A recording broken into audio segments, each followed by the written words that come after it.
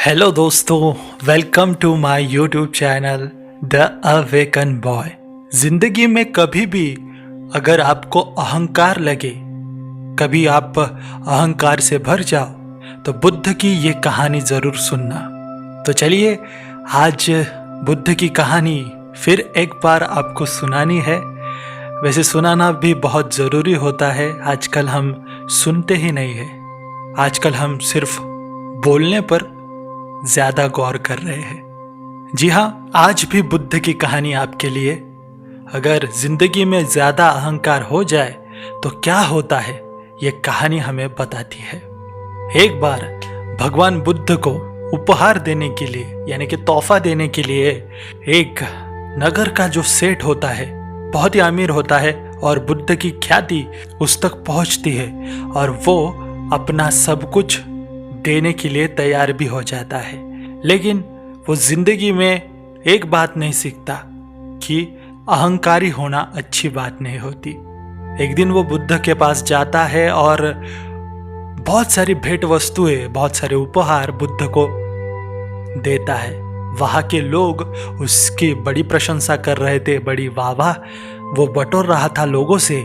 और हर बार की तरह अगर किसी की तारीफ की तो वो ज्यादा अकड़ने लगता है। वैसे ही इस सेठ के साथ भी हुआ। वो ज्यादा तनकर चलने लगा और बहुत देर बातें करने के बाद बुद्ध से प्रवचन भी सुनने लगा।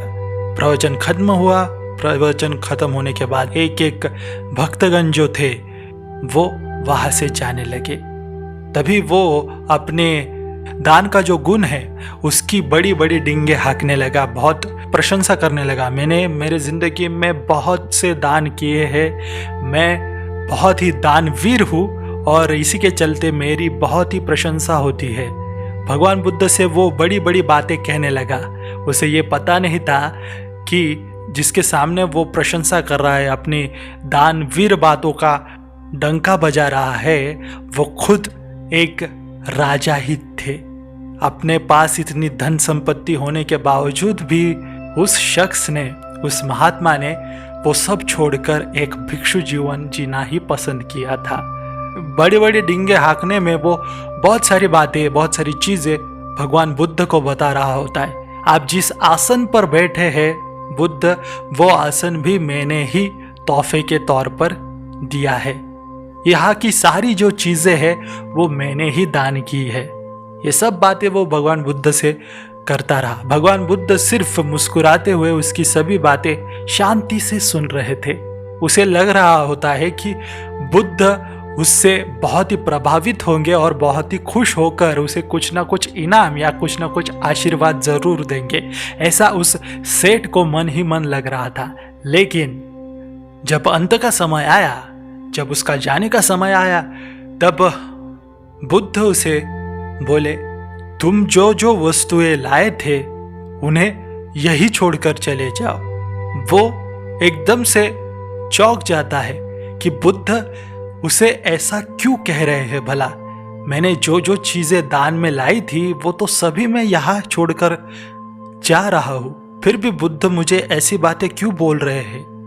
वो बुद्ध से पूछता है, प्रभु मैंने सारी चीजें जो यहाँ पे दान के लिए लाई थी वो यही छोड़कर जा रहा हूँ, फिर भी आप मुझसे ये कह रहे हैं कि मैं सारी चीजें छोड़कर जाऊं। ऐसा क्या है जो मैं लेकर जा रहा हूं अपने साथ। तब बुद्ध उसे कहते हैं, तुम अपने साथ अहंकार भी लाए थे और वही अहंकार मैं तुम्हें छोड़कर जाने को कह रहा हूं। तुम्हारी बातों से मुझे अहंकारों की बहुत ही अनुभूति हो रही थी। तो जीवन में तुमने बहुत दान किए, लेकिन इसका बड़ा अहंकार तुम्हारी बातों से झलक रहा था। इसलिए तुम्हारे अंदर का जो अहंकार है वो यही छोड़कर जाओ। जो चीजें तुमने लाई है मुझे उसका क्या काम, वो मेरे किसी काम की नहीं है। मैं एक भिक्षु हूं और इन सब सांसारिक चीजों से मुझे कुछ लेना देना नहीं है। मैं तो सिर्फ तुम्हारा अहंकार चाहता हूं। ये सब बातें सुनकर वो सेठ महात्मा बुद्ध के चरणों पे गिर पड़ता है और रोने लगता है। भगवान बुद्ध उसे उठाकर आशीर्वाद देते हैं और वो भगवान बुद्ध का शिष्य बन जाता है। उसका अहंकार वो अपने अश्रुओं में बहा देता है। जी हाँ दोस्तों, हमारे अंदर भी ये बहुत बुरी चीज़ भरी हुई है कि जब भी हम दान करते हैं या कोई अच्छा काम कर लेते हैं किसी के लिए, तो उसका ढिंढोरा हम गांव भर पीटने लगते हैं। ये बात हम बहुत से लोगों को बता देते हैं कि मैंने इसके लिए ये किया, उसके लिए वो किया, और जो हमारा अच्छा काम होता है उस पर पानी फेर देते हैं। ये कहानी हमें बताती है कि जिंदगी में अच्छे काम, नेक काम जरूर करो, लेकिन उसका ढिंढोरा, उसका अहंकार अपने जीवन में बिल्कुल भी नहीं लाना चाहिए। क्योंकि अगर हम ऐसा करते हैं तो उन अच्छे कामों का कोई मतलब नहीं रह जाता है। भगवान बुद्ध की बातों से उस सेठ का मन परिवर्तन हो गया और वो जिंदगी भर दान देने के लायक तो बना ही, लेकिन उसके अंदर के सारे विकार धीरे धीरे करते कम होते गए।